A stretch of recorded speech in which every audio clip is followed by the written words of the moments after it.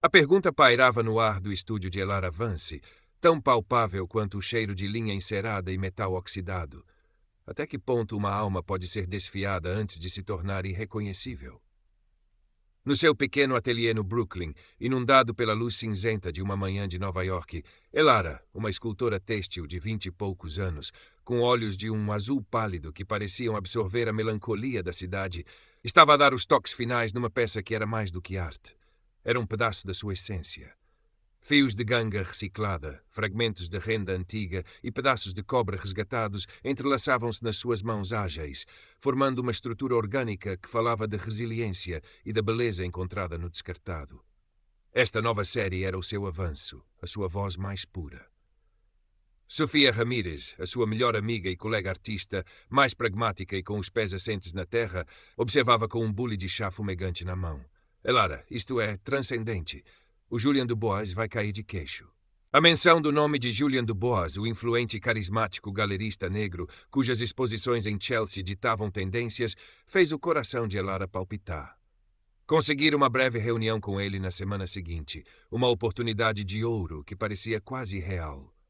As suas esperanças, tecidas com a mesma delicadeza das suas esculturas, repousavam nesse encontro. A galeria de Julian Dubois era um santuário de minimalismo e poder, um forte contraste com o caos criativo do estúdio de Elara. Ele, um homem na casa dos 50, impecavelmente vestido, recebeu-a com um sorriso que, embora encantador, não aquecia os seus olhos calculistas. Elara, intimidada mas determinada, apresentou o seu portfólio, a sua voz a tremer ligeiramente ao explicar o conceito por detrás da sua nova série, a forma como os materiais encontrados contavam histórias de sobrevivência e transformação. Dubois ouviu atentamente, os seus dedos a tamborilarem sobre a mesa de vidro polido. Impressionante, Miss Vance. Realmente impressionante. Há uma crueza, uma honestidade aqui que é rara. Ele falou vagamente de um futuro interesse, de como o mundo da arte precisava de vozes autênticas. Elara saiu da galeria a flutuar, a validação de uma figura tão poderosa a ecoar nos seus ouvidos. As semanas que se seguiram foram um borrão de trabalho febril e expectativa.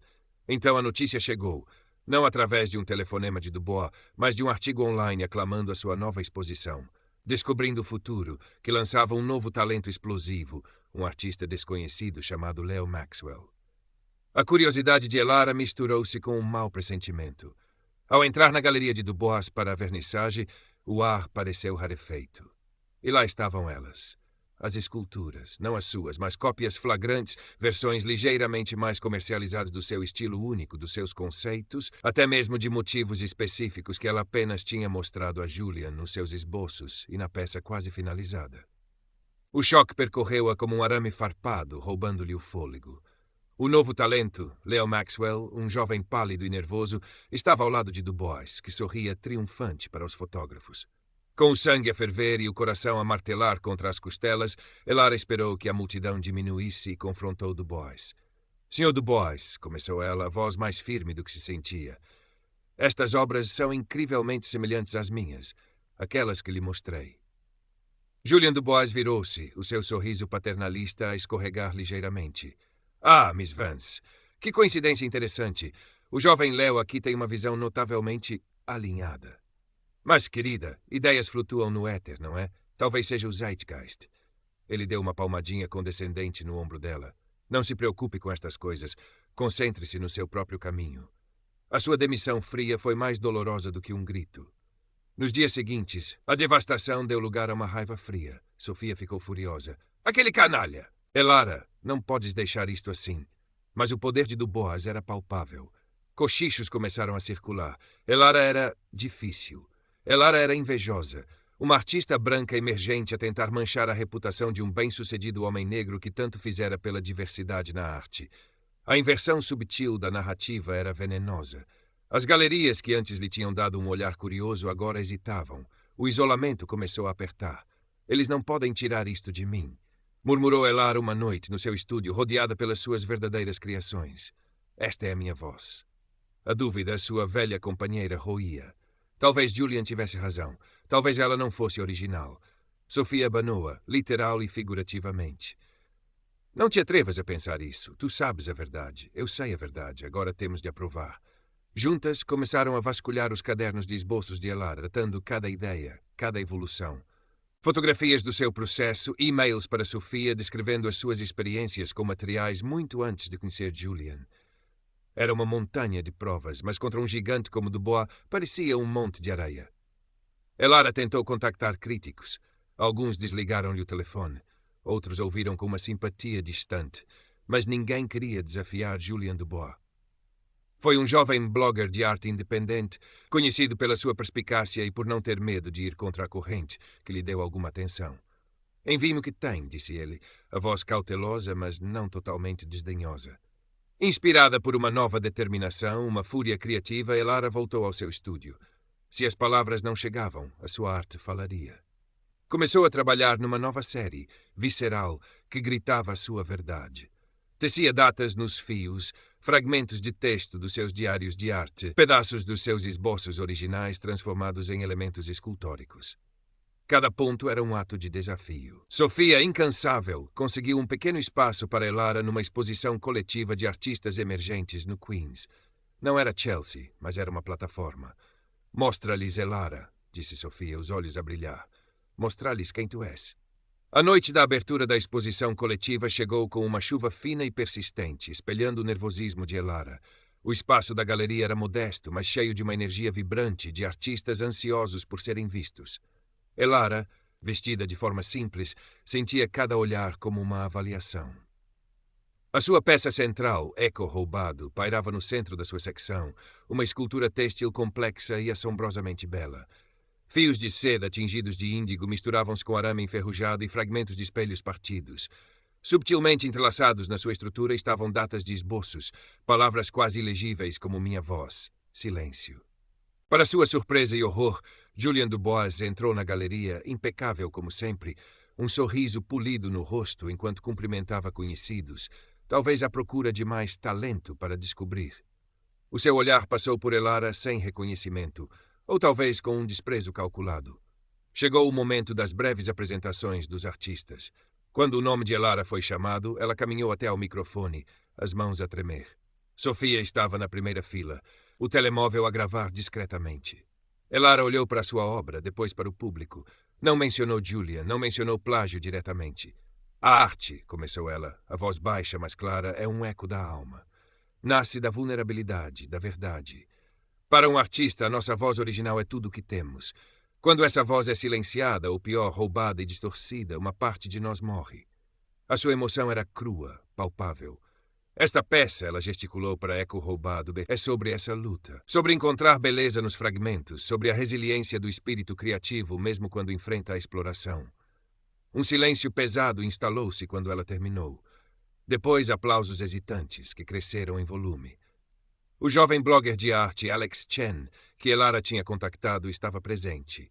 Ele aproximou-se de Julian Dubois, que estava perto da saída, parecendo ligeiramente desconfortável. Sr. Dubois, disse Alex, a sua voz surpreendentemente alta no burburinho que se seguia. Uma noite interessante. Falando em vozes originais, o seu recente protegido, Leo Maxwell, a sua ascensão foi meteórica. Alguns notaram semelhanças estilísticas notáveis com outros artistas menos conhecidos. Qual é a sua perspectiva sobre a linha tênue entre inspiração e apropriação no mundo da arte contemporânea? Julian foi apanhado de surpresa. O seu sorriso tremeu. Bem, Alex, como sabe, a arte é um diálogo constante. Os artistas inspiram-se mutuamente. O talento genuíno sempre se destaca. Ele tentou parecer magnânimo, mas havia uma nota de irritação na sua voz. De facto, continuou Alex, implacável, mas quando um artista estabelecido descobre um talento que ecoa tão de perto o trabalho de outro artista emergente que ele conheceu recentemente, não levanta questões éticas? A cor fugiu do rosto de Julian. Ele gaguejou uma resposta evasiva sobre mentoria e o desenvolvimento de jovens talentos, mas o seu desconforto era evidente. Vários telemóveis estavam agora apontados na sua direção. A fachada de charme de Julian Dubois estava a começar a rachar. A gravação de Sofia da apresentação de Elara, juntamente com o relato incisivo de Alex Chen sobre o confronto com Julian, tornou-se viral nos círculos artísticos de Nova York em questão de horas. O artigo de Alex, publicado no seu blog influente, não acusava diretamente, mas fazia perguntas desconfortáveis, justapondo imagens do trabalho de Elara que ela lhe tinha fornecido com o de Leo Maxwell. A caixa de Pandora tinha sido aberta. Encorajadas pela coragem de Elara, outras artistas, anteriormente intimidadas pelo poder de Dubois, começaram a partilhar as suas próprias histórias, de ideias sugeridas, que depois apareciam no trabalho de outros protegidos de Julian, de projetos subitamente cancelados após recusarem avanços subtis, de um padrão de comportamento predatório que tinha sido um segredo mal guardado durante anos. Jornalistas de publicações de arte mais estabelecidas, farejando uma grande história, começaram a investigar. As provas meticulosamente reunidas por Elara e Sofia, os esboços datados, as fotografias do processo, os e-mails, forneceram a espinha dorsal para uma exposição devastadora. A narrativa de Julian como um benfeitor da arte e um descobridor de talentos começou a desmoronar-se publicamente. A galeria de Julian Dubois, antes um bastião de prestígio, viu um êxodo de artistas e patrocinadores. As suas próximas exposições foram canceladas. Falava-se de investigações por fraude e violação de propriedade intelectual. O homem que construíra um império sobre a exploração e a manipulação viu o seu mundo ruir, não com um estrondo, mas com um sussurro persistente da verdade exposta. Leo Maxwell desapareceu da cena artística tão rapidamente como tinha surgido, uma nota de rodapé na queda do seu mentor. Elara não se tornou uma estrela da noite para o dia. O trauma da traição e a luta para ser ouvida deixaram as suas cicatrizes. Mas algo fundamental tinha mudado. Ganharam um respeito profundo dentro da comunidade artística, não apenas pelo seu talento inegável, mas pela sua coragem e integridade. Galerias éticas, impressionadas pela sua resiliência e pela força da sua voz artística, começaram a abordá-la. Críticos que antes a tinham ignorado agora escreviam peças ponderadas sobre o seu trabalho e a importância da autoria. Meses depois, Elara estava no seu estúdio no Brooklyn, agora um pouco maior, com melhor luz, mas ainda com o mesmo cheiro reconfortante de materiais encontrados e possibilidades infinitas. Estava a trabalhar numa nova peça, os seus movimentos mais confiantes, os seus olhos azuis pálidos, refletindo não a melancolia da cidade, mas uma serenidade conquistada a pulso. A escultura era diferente das anteriores, menos sobre a dor da exploração, mais sobre a força da cura e o poder da criação contínua. Sofia entrou, trazendo café e croissants. Então, como está a nossa artista célebre? Brincou ela, o carinho evidente na sua voz. Elara sorriu, um sorriso genuíno que alcançava os seus olhos. Apenas a trabalhar, há tanto para dizer. E o mundo está finalmente a ouvir, disse Sofia, sentando-se ao lado dela. O Julian. Ouvi dizer que está a tentar vender a galeria. Ninguém quer tocar-lhe. Elara acenou com a cabeça, um leve aperto no peito. Não havia triunfo na sua queda, apenas uma justiça sombria. Ele fez as suas escolhas. A sua própria escolha tinha sido lutar, usar a sua arte não como um escudo, mas como uma lança gentil, expondo a falsidade com a beleza da sua verdade. Olhou para suas mãos, ainda manchadas de tinta e marcadas por fios. Estas mãos tinham sido desrespeitadas, o seu trabalho roubado, mas também tinham sido as ferramentas da sua libertação. A cidade de Nova York, lá fora, continuava o seu ritmo frenético, um turbilhão de ambição e indiferença.